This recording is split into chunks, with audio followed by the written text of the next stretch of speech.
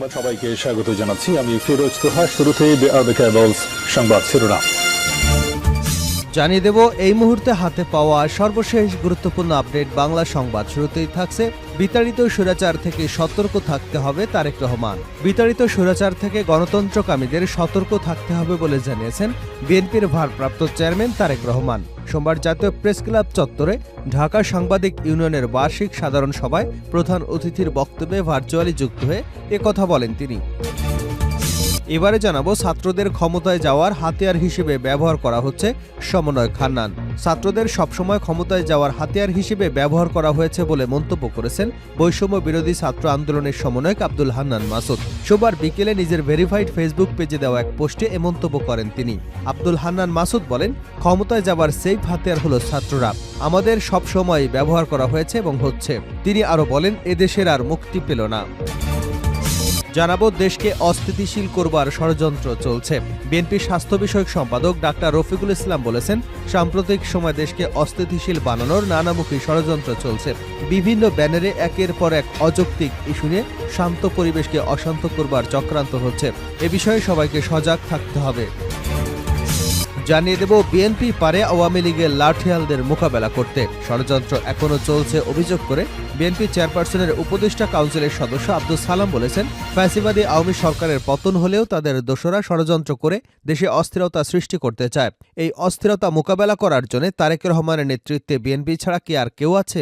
আওয়ামী লাঠিয়ালদের মোকাবেলা করতে পারে একমাত্র বিএনপি।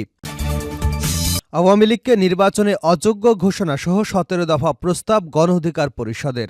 জুলাই বিপ্লবে গণহত্যাকারী ফ্যাসিস্ট আওয়ামী লীগ এবং তার দোসরদের নির্বাচনে অযোগ্য ঘোষণার বিধান করা সহ 17 দফা প্রস্তাব নির্বাচন ব্যবস্থা সংস্কার কমিশনের কাছে দিয়েছে নুরুল হকের নেতৃত্বাধীন গণ অধিকার পরিষদ। সোমবার গণ অধিকার পরিষদের সাধারণ সম্পাদক মোহাম্মদ রাশেদ খানের নেতৃত্বে একটি প্রতিনিধি দল নির্বাচন ভবনে গিয়ে দলের প্রস্তাব জমা দেন। এ সময় সাংবাদিকদের সামনেও প্রস্তাবগুলো তুলে ধরেন রাশেদ খান। এবং সর্বশেষ জানাবো আন্তর্জাতিক সংবাদ। নেতানিয়াহুর মৃত্যুর পরোয়ানা চান খামেনি। ইরানের সর্বোচ্চ ধর্মীয় নেতা আয়াতুল্লাহ আলী খামেনি বলেছেন, ইসরায়েলের প্রধানমন্ত্রী বেনয়ামিন নেতানিয়াহুর বিরুদ্ধে কেবল গ্রেপ্তারি পরোয়ানা জারি যথেষ্ট নয়, তার বিরুদ্ধে মৃত্যুর পরোয়ানা জারি করতে হবে। বার্তা সংস্থা রয়টার্সের প্রতিবেদনে বলা হয়েছে, বৃহস্পতিবার ইসরায়েলের প্রধানমন্ত্রী বেনয়ামিন নেতানিয়াহু এবং তার সাবেক প্রতিরক্ষা মন্ত্রীর বিরুদ্ধে গ্রেপ্তারি পরোয়ানা জারি করে আন্তর্জাতিক অপরাধ আদালত। সেই পরোয়ানা জারির প্রতিক্রিয়ায় আয়াতুল্লাহ খামেনি একথা বলেন। এতক্ষণ শিরোনাম শুনছিলেন, এবার বিস্তারিত। প্রিয় দর্শক, আপনি যদি এই চ্যানেলে নতুন হয়ে থাকেন, ভিডিওটি দেখতে দেখতে চ্যানেলটি সাবস্ক্রাইব করে আমাদের সঙ্গে থাকুন। আর এই ভিডিও সম্পর্কে আপনি আপনার মূল্যবান মতামতটি কমেন্ট বক্সে জানিয়ে দিন। আর হ্যাঁ প্রিয় দর্শক, জানিয়ে দিন ভিডিওটি কোথা থেকে দেখছেন। বিতাড়িত স্বৈরাচার থেকে সতর্ক থাকতে হবে তারেক রহমান। বিতাড়িত স্বৈরাচার থেকে গণতন্ত্রকামীদের সতর্ক থাকতে হবে বলে জানিয়েছেন বিএনপির ভারপ্রাপ্ত চেয়ারম্যান তারেক রহমান। জাতীয় প্রেস ক্লাব চত্বরে ঢাকা সাংবাদিক ইউনিয়নের বার্ষিক সাধারণ সভায় প্রধান অতিথির বক্তব্যে ভার্চুয়ালি যুক্ত হয়ে তিনি এসব কথা বলেন। তারেক রহমান বলেন, বিতাড়িত স্বৈরাচারের পলায়নের পর গণতন্ত্রকামী জনগণের আকাঙ্ক্ষা পূরণের এক বিশাল দায়িত্ব নিয়ে আজ অন্তর্বর্তী সরকারের যাত্রা শুরু হয়েছে। তবে গণতন্ত্রের পক্ষের সব শক্তি এবং সাংবাদিক সমাজকে সতর্ক থাকা দরকার। বিতাড়িত স্বৈরাচার আমাদের গণতন্ত্র প্রতিষ্ঠার যে চলমান যাত্রা তা বাধাগ্রস্ত করতে কিন্তু এরই মধ্যে নানা ধরনের ষড়যন্ত্র করছে। আজকের সভায় অনেক বক্তা তাদের বক্তব্যে তুলে ধরেছেন, সংস্কার আগে না নির্বাচন আগে, এ ধরনের প্রশ্ন তুলে জনমনে বিভ্রান্ত সৃষ্টির অপচেষ্টা চলছে। সংস্কার কার্যক্রম নিয়ে অন্তর্বর্তী সরকারের সঙ্গে বিএনপির কোনো বিরোধ নেই।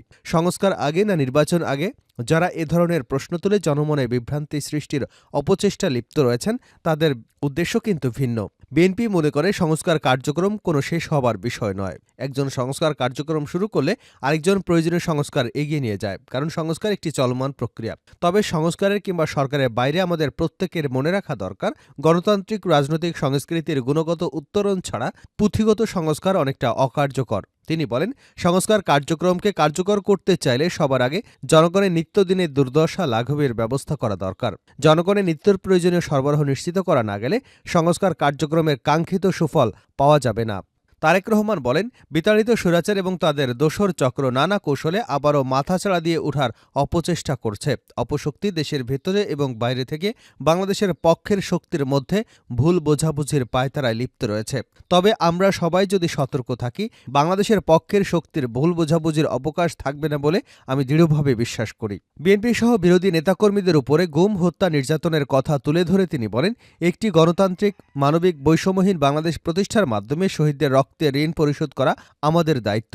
একই সঙ্গে পলাতক স্বৈরাচার এবং তার দোসরা যেন রাজনীতিতে পুনর্বাসিত হতে না পারে সে ব্যবস্থা গ্রহণ করাও আমাদের কর্তব্য। এজন্য যথাযথ আইনগত এবং রাজনৈতিক পদক্ষেপ প্রয়োজন বলে আমি মনে করি। পলাতক মাফিয়াদের পুনর্বাসন ঠেকাতে তাদের একদিকে যেমন আদালতে বিচারের মুখোমুখি করা প্রয়োজন, অপরদিকে তাদের অবশ্যই জনগণের রাজনৈতিক বিচারের প্রত্যাখ্যাত হবার পরিস্থিতিতে ফেলতে হবে। আমরা যদি এই দুয়ের সমন্বয় ঘটাতে পারি, আমি দৃঢ়ভাবে বিশ্বাস করি গণবিরোধী বিতাড়িত অপশক্তি বাংলাদেশের রাজনীতিতে আর মাথা তুলে দাঁড়াতে সক্ষম হবে না। ছাত্রদের ক্ষমতায় যাবার হাতিয়ার হিসেবে ব্যবহার করা হচ্ছে সমন্বয়ক হান্নান। ছাত্রদের সবসময় ক্ষমতায় যাবার হাতিয়ার হিসেবে ব্যবহার করা হয়েছে বলে মন্তব্য করেছেন বৈষম্য বিরোধী ছাত্র আন্দোলনের সমন্বয়ক আব্দুল হান্নান মাসুদ। সোমবার বিকেলে নিজের ভেরিফাইড ফেসবুক পেজে দেওয়া এক পোস্টে এ মন্তব্য করেন তিনি। আব্দুল হান্নান তার পোস্টে বলেন, ক্ষমতায় যাওয়ার সেফ হাতিয়ার হলো ছাত্ররা। আমাদের সবসময় ব্যবহার করা হচ্ছে এবং হয়েছে। তিনি বলেন, এদেশের মানুষ আর মুক্তি পেল না।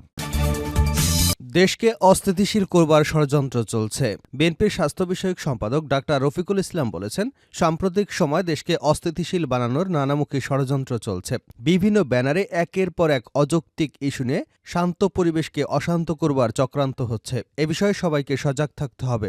সোমবার ছাত্র মৃত্যুর ঘটনাকে কেন্দ্র করে ঢাকা ন্যাশনাল মেডিকেল সহ কয়েকটি শিক্ষা প্রতিষ্ঠানে হামলা, ভাঙচুর এবং আহতদের দেখতে গিয়ে তিনি এসব কথা বলেন। ডাক্তার রফিক ষড়যন্ত্রকারীদের সুষ্ঠু তদন্তের মাধ্যমে চিহ্নিত করে বিচারের আওতায় আনবার জন্য অন্তর্বর্তী সরকারের প্রতি আহ্বান জানান।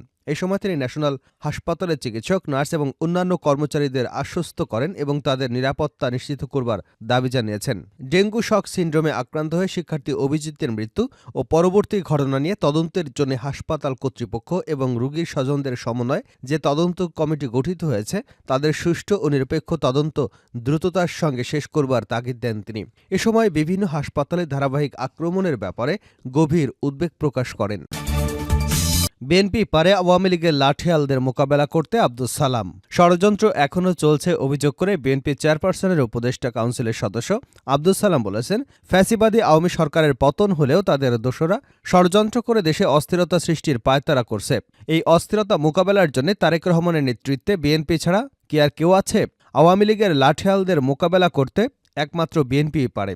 সন্ধ্যায় রাজধানীর শেরেবাংলা নগরের ২৮ নং ওয়ার্ড বিএনপির উদ্যোগে স্থানীয় বিএনপি এবং অঙ্গ সংগঠনের নেতাকর্মীদের নিয়ে এক সংক্ষিপ্ত পথসভায় কথা বলেন তিনি। আব্দুস সালাম বলেন, নির্বাচন কিন্তু এখনও ঘোষণা হয়নি, তবে নির্বাচন কমিশন গঠিত হয়েছে। এজন্য আমরা ধন্যবাদ জানাই। আশা করি অনতিবিলম্বে অন্তর্বর্তী সরকার নির্বাচনী রোডম্যাপ ঘোষণা করবে। তিনি বলেন, রাজপথে এলাকায় এলাকায় এবং খুনিদের মোকাবেলা করবার জন্য বিএনপিকে দরকার। আমরা এখনও মাঠে আছি। গণতন্ত্র যে শেষ পর্যন্ত ফিরে না আসবে, ভোটের তারিখ যে পর্যন্ত দেওয়া না হবে, নির্বাচন যে পর্যন্ত শেষ না হবে সে পর্যন্ত আমাদের রাজপথে থাকতে হবে। বিএনপির এই জ্যেষ্ঠ নেতা বলেন, একাদশ জাতীয় সংসদ নির্বাচনে রাতের বেলায় ভোটের রেজাল্ট পাল্টে দেওয়া হয়েছে। আমি ২০১৮ সালে জেতার পরেও আমাকে জিততে দেয়নি। এজন্য এবার মা, বোন, মুরব্বী, ব্যবসায়ী সবাইকে নিয়ে মহল্লায় মহল্লায় ঐক্য গড়ে তুলতে হবে।